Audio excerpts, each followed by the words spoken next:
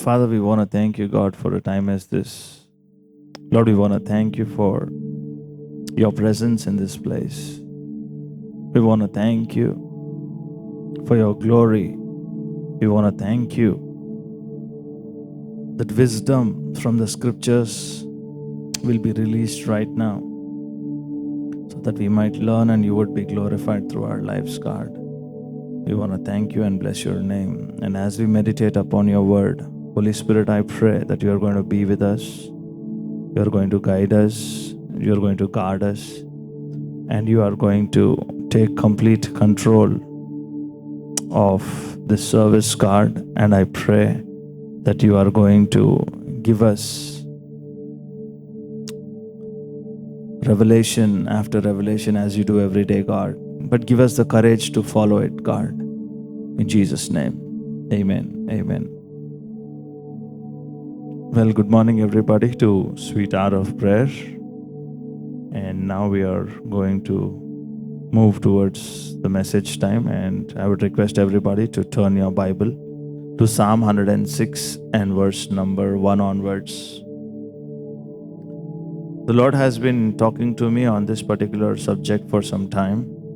And this is one of the subjects which is not being taught a lot in different churches. I've been going through some sermons. I've been following few pastors, but it is not being followed. But today we will go as per the Holy Spirit and we will take it as it comes. Psalms 106 verse number 1. Praise the Lord. Oh, give thanks to the Lord, for he is good, and his mercy and loving kindness endures forever. Now here the psalmist is starting the psalm very beautifully, saying, praise the Lord, oh give thanks to the Lord, for he is good, and his mercy and loving kindness endures forever. So we have to believe with all our heart. As you're making notes, write it down in capital, bold, underline, put a star or a smiley, whatever is your go-to icon. Do that.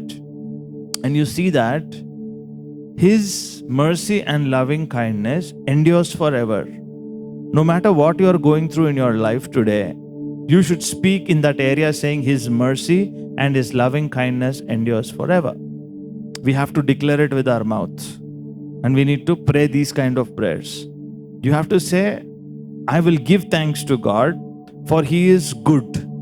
Most of us feel God is partial. We feel that God is not doing a great thing in our life. There is scope for improvement for our God, and we don't know why. Yesterday we learned from the book of James chapter 4 saying that we need to check our motives. What is our motive behind our prayer? What is the motive behind our worship? What is the motive behind our going to a job? For somebody, going to a job is to take care of their house. For somebody, going to a job is to meet their friends. The motive is different. The thought process is different. For somebody, they work so that they can support charity because they are self-sufficient. So the motive matters. The motive matters. And here, as you are checking your motives, while you are checking your motives also, you need to understand and you need to praise God and you need to keep telling yourself that God is good. Amen. You know why God is good? Today you are breathing, God is good. Today you are eating, God is good. Verse number 2. Who can put into words the mighty deeds of the Lord, and who can proclaim all his praises that is due to him? So, there is a problem right now happening across. People are not getting sleep. People are not getting sleep on time, so everybody is awake till 12, 1 o'clock, 2 o'clock. Earlier, if you went back to the 90s, after 9 o'clock, hardly you found people on the road. And people were sleeping. Children used to sleep by 8:30. I used to sleep by 7:30 and wake up at 5 and trouble my parents. So that was how I used to sleep pretty early. If we go outside also, I used to fall asleep. So that is how nature is. You sleep with the sunset and you rise with the sunrise. But now what is happening is people are fighting against nature. They are up till 1, 2 o'clock. Why? Because most of us, before sleeping, we scroll.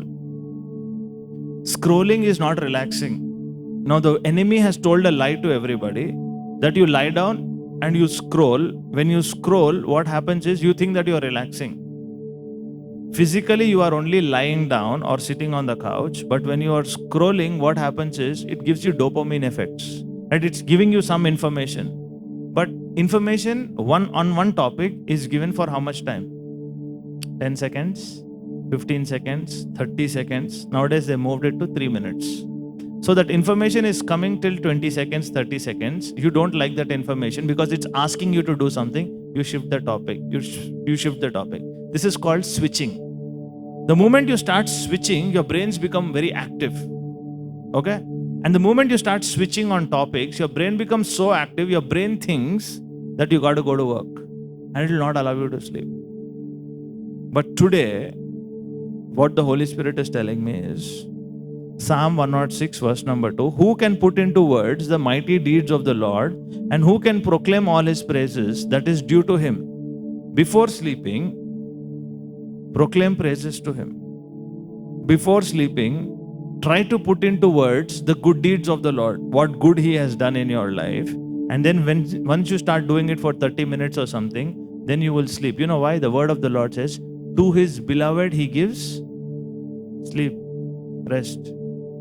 To become the beloved of God, you have to behave like a beloved. What will a beloved do? A beloved will love the Lord thy God in all times. So before sleeping, we have to do this. Nowadays, it's become a trend. Everybody wants to scroll the moment you sleep. You want to scroll after you get up. So why is this scrolling replacing our prayer time? When we were young, or it was taught to us that we should pray before we sleep, and we should pray at the moment we get up.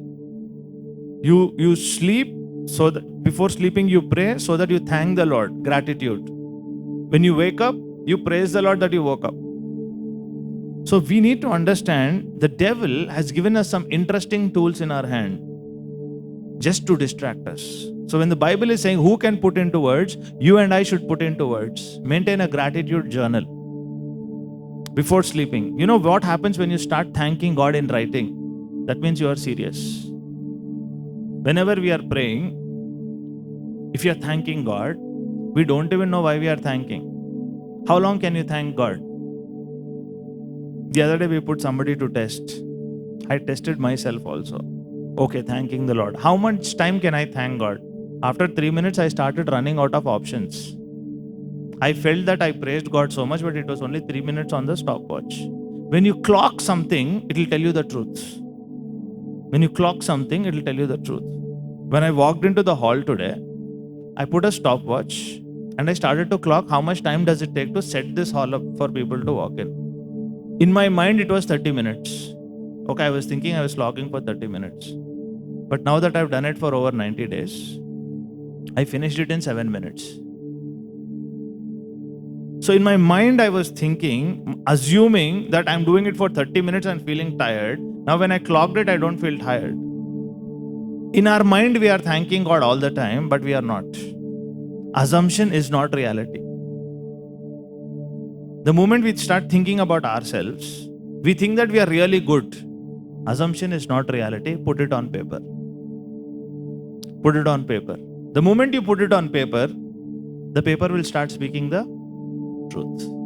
We need to face reality. So, before sleeping, do that and try that. Verse number 3. Blessed are those who observe justice by honoring God's precepts,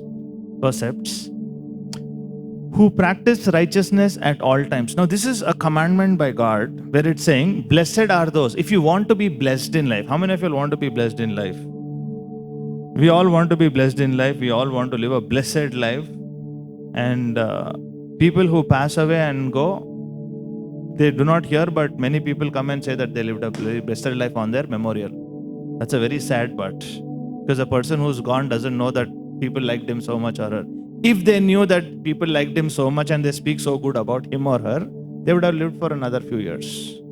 So we need to understand that. But here, if you want to be blessed, are those who observe justice. Now this word justice is very important. Blessed are those who observe justice. When you observe justice, you know what you do? You honor God. Just before this meeting, I was talking to one of my friends. We were discussing, if it is our child, Even the mistake will not look like a mistake. If it is our own thing, if it is wrong also, we see it as right. But I was discussing with him saying that we need to look holistically. If it is the mistake of our child, we need to correct. If we don't correct our child, tomorrow they will become corrupt. Because my father is encouraging, my mother is encouraging. So you should not tolerate injustice at any point in time, because if you tolerate injustice, you are not honoring God. The word honoring God is very, very important. And here the psalmist is saying, blessed are those who observe justice by honoring God's precepts. That means you will honor God if you are standing up for justice. The Bible also records that if some injustice is happening to somebody, you see it with your eye and you be quiet. That means your silence is consent for injustice. Second part of the verse says, who practices righteousness at all times. Okay, who practices righteousness at all times. Now, when we say all times, we need to understand that all times is all times. It's not Sunday morning. It's not daily 8 o'clock to 9 o'clock. It's not your designated time. But you need to practice. It's saying practice righteousness at all times. So nobody is perfect with righteousness, but you ought to practice. And how will you ought to practice this? I was praying the Lord and asking while I was having my cup of tea in the morning, sitting on that bench outside, and I was asking the Lord, how do we practice righteousness at all times? What is the quick solution? I am from 2025. Give me a quick solution, God. And the Lord gave me an answer. God is good, Whenever you ask Him, He will speak to you. Because the word of the Lord said, ask and it shall be given. So I told Lord, you give me a passage. Now I'm reading. What do I go and explain? How do I? Every word I speak is accountable. So how? Then He said, to practice righteousness, the first thing is you have to be quiet. To practice righteousness, you have to be quiet. Nowadays, we live in a world where everybody is a professional in all the aspects. Everybody's got a solution for your problem, but nobody's got solution for their problem. Are we living in that era? Everybody's got. Now I go and tell somebody my problems. Everybody will have solution for that. Pakka solution, as if tested and tried. Good, very good. They will also be going through the same problem. They don't use that solution. You know why they don't use that solution? Because you are the guinea pig. They want to try it on you. It is hard. And you go and do it. If you succeed, they will take the glory. And they themselves will not try for it. But here, to practice righteousness, the first thing you have to do is, you have to be silent and patient. First one is you have to be silent. Second one is you have to be patient. Silent and patient. We live in a generation where before the person could end the question, we think we know the answer. Okay? And that is where the whole world is in confusion. If the person is not there, people go to Google. Okay? There are people who are ending up in ICUs because they followed Google. They are not ready to follow doctors. They are not ready to follow engineers. People are building houses looking at YouTube construction and the houses are falling down. Whom to be held accountable for that? Yourself, because you are giving access. You give access. So, the first thing to practice righteousness is to be silent. The second one is to be patient. And the answer is, third thing is to observe justice. In everything to observe justice. Because there is a phrase, when there is a deep argument happening between two people or two or more people, one of them will say, we'll talk justice. One of them will say, nyayam matladam. Why will that come? Because the moment you speak the truth will set you free. And we need to observe people who are beating around the bush. Those are the people who create confusion. They are the people who are not observing justice. They do not want peace. They want confusion. And they want you also to be confused. What to do in this situation? Take it to the Lord in prayer. Amen. Now, if you want to practice righteousness, you have to be silent. You have to be patient. And then you have to observe justice. These three things for today. Now, verse number 4. Remember me, O Lord, when you favor your people, visit me in your salvation when you rescue them. So here the psalmist is saying, remember me, O Lord, when you favor your people. So the psalmist here who's writing the psalm is already blessed. He's having the favor upon the Lord because he's written this psalm thousands of years ago. Till today we are meditating upon it because he wrote under the unction of God. That's why this has got life. There are many people who wrote many books, but we are not reading those books because they don't carry life. They might carry knowledge, they might carry wisdom, but Bible carries life. That is the difference between any other book and Bible. In other books, good things will be there, but here blessed things will be here. Other books will have wisdom, but here it will teach you how to apply wisdom. And all the books are outcome from the Bible. I've read a lot of books. All the books are outcome from the Bible. Here the psalmist is saying, remember me, O Lord, when you favor your people. That means he's already favored. He's telling the Lord, when you are favoring other people also, send some more. Which is good, right? He's asking for the favor of the Lord. Why? What is the motive of the psalmist asking for favor? Motive. The motive here is verse number 5.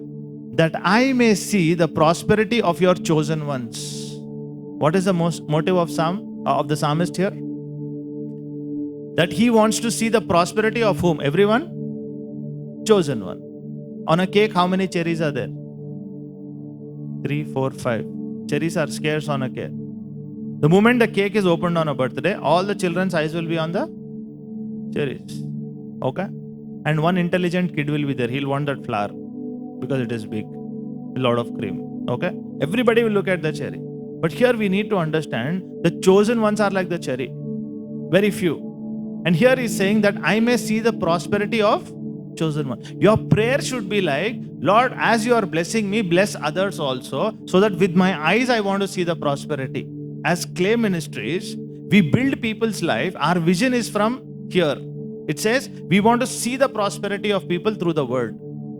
You know why every day morning we come? Every day morning we put our best effort to set up all these things and do it day after day, day after day, day after day. Because we want to see the prosperity of the chosen ones. You know who are the chosen ones? Chosen ones are the people who observe justice. Chosen one are the people who make an effort to come to the meeting. Chosen one are those people who make a deliberate effort to follow what is taught. If you don't follow what is taught here, it becomes a wish.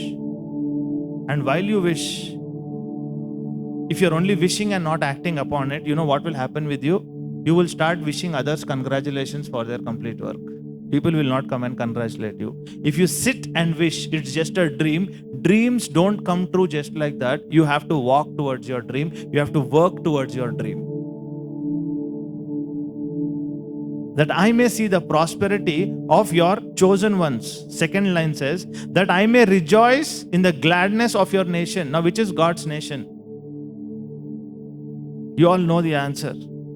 That I may rejoice in the gladness. To rejoice in a gladness of the nation, what is your contribution? Somebody else is doing, you want to clap? Or you want to be a part of it? What does the book of Psalms say? It says, pray for the peace of Israel. Are we praying every day for the peace of Israel? But we are praying for the piece of cake and piece of chicken or piece of mutton or piece of land for ourselves. We are only bothered here. We are looking down. We are looking down like chickens. We are pecking the ground. The word of the Lord is opening our eyes. It's saying if you want to rejoice in the prosperity and the security of our nation, you ought to contribute. You are responsible. You ought to pray. How much time does it take to pray for Israel? 1 minute? Write down 4 points, 15 seconds, 1 point and start praying for it. Done. We are done. So we need to inculcate this also, sweet hour of prayer, to pray for the peace of Israel and for our nation as well. Why shouldn't we be selfish? We should pray for our nation, India. We should pray for the prosperity of India. We should pray for the salvation of India. We should pray for our nation that peace will prevail everywhere and we will prosper, so that God's greatness will be revealed. Amen. Last line says that I may glory with your inheritance. What is he saying? That he's saying that he wants to enjoy the glory of God living in his inheritance. With God gives. Today we need to understand that we need to praise God at all times. and we need to practice righteousness at all times, and we need to observe justice at all times. When you do these things, you are honoring God. We like to honor chief guests. Before they could come, we'll put scent in the room. Before they could come, we'll wait for them. 100 people will be waiting for that VIP to come. Naturally, he will come late. And he will start with a sentence saying sorry. Then he'll say, sorry, I was late because of traffic. We also came in traffic. So VIP means very important person. Okay? And very important person comes in late. Next meeting, all the people also will come in late so that they will get importance. That is what VIPs teach us, right? They come late. So we also all want to come late because we want to get that importance. Arey, they didn't come. Arey, they didn't come. That is how we learn. Then you need to understand that we honor them by putting a shawl. Then we give them a bouquet. Before he could cough, we give them water. Before he could sweat, we'll turn on the AC. We'll ensure that they are comfortable. So that, what is the motive? You get something out of them or something. Now when you replace God, are you making God comfortable? Are you welcoming Him the way? Are you maintaining your prayer place clean? Are you maintaining your heart clean? Are you observing justice? By doing these things, you honor God because He is the MVP, most important, very important person in your life.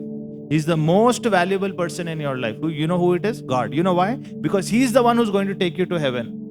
My parents will not take me to heaven, neither I will take my children to heaven. But we all should read the Bible together so that we learn from the Bible how to go to heaven. We respect our parents a lot. That's the reason if somebody wants to disrespect you, they will talk about your parents. On the roadside also. Because they know most sensitive area, come on, attack it. But today, I want to speak this out. To honor God, you have to observe justice in everything. In everything. The other day, I went to buy something. Found a 5 rupee coin on the floor. Take it, put it in your pocket, nobody is seeing. I picked it up.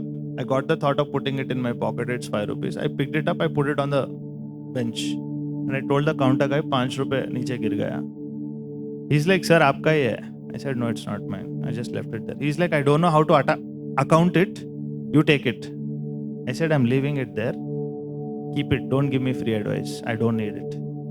I just left it there and I came off. It's just matter of, I have the permission of the store manager to take it. Is it mine? No. Why should I take it? I will not. If you are faithful with little things, bigger things are coming on the way. So today, we need to understand and we need to keep saying to ourselves that He is good all the time.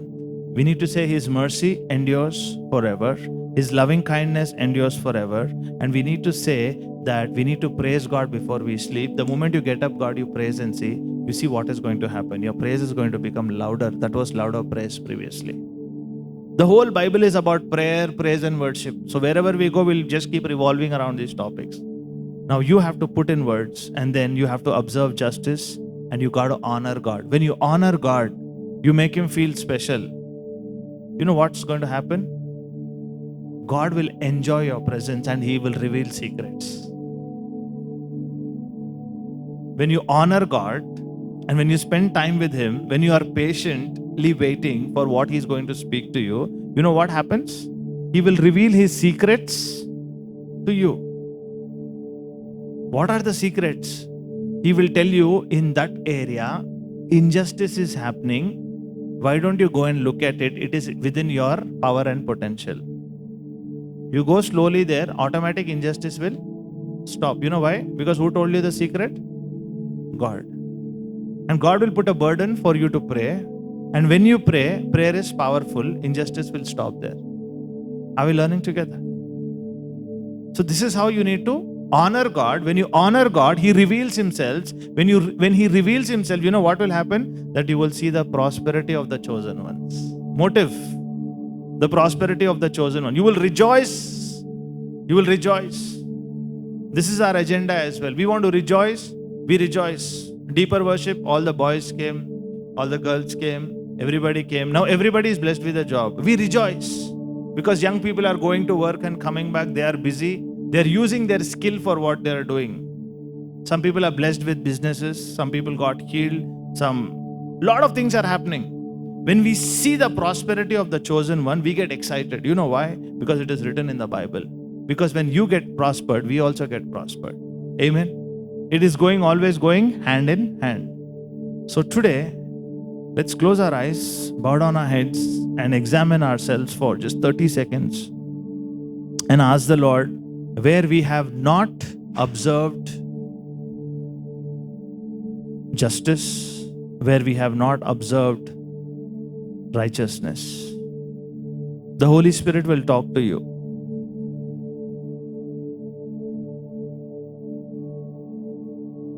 Any kind of injustice which we have done to people, we have observed it and we have kept silent. Today we will be reaping the fruit of it silently. Silently we saw, silently we are reaping the fruit. But there is hope. We need to check our motives as well. Father, we want to thank you, God, for a time as this. Thank you, Lord, for reminding us to praise you, that you are good all the time. Your loving kindness endures forever.